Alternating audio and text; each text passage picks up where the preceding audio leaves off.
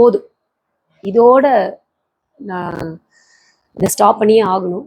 இதுக்கு மேலே இதை பண்ணனா என்னுடைய மென்டல் ஹெல்த்துக்கே ஒரு ப்ராப்ளம் வந்துடும். தெய்வத்தால் ஆகாதெனினும் முயற்சி தான் மெய்வர்த்த கூலி தரும் அப்படின்னு சொல்லுவாங்க.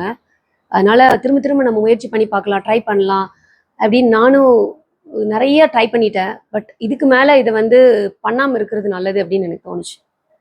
எதை பற்றி பேசுகிறேன்னு கேட்குறீங்களா? பாருங்க, தெரியுதா?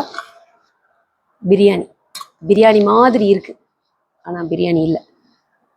இன்னைக்கு எங்கள் அண்ணா கேட்டான், இதில் என்னமோ ஒன்று குறையுதே அப்படின்னு கேட்குறப்ப டக்குன்னு நானே சொல்லிட்டேன், டேஸ்ட் குறையுது அப்படின்னு.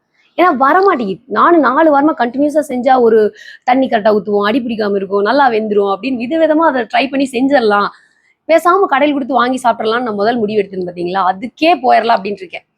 பட் இன்னைக்கு என் நிலைமைக்கு இது நிறுத்திடலாம் அப்படின்னு இப்போ ஒரு ஃபீலிங் இருக்கு. பட் திரும்ப வந்து உள்ள நம்மளுக்கு இருக்கிற ஒரு ஆள் விடாமுயற்சி அப்படின்னு திரும்பவும் நான் அதை ட்ரை பண்ணுவேன்னு நினைக்கிறேன். உங்கள் வீட்டில் யாராவது அருமையாக பிரியாணி செய்கிறாங்கன்னு வச்சுக்கோங்களேன், சூப்பருங்க. நிஜமாமே அதெல்லாம் வந்து கரெக்டான அந்த ஒரு இதில் வந்து செய்கிறதெல்லாம் வந்து ரியல் டேலண்ட் தான். Practice makes a man perfect. I think உமனையும் பர்ஃபெக்டாக என்னையும் மாற்றுன்னு நான் நினைக்கிறேன்.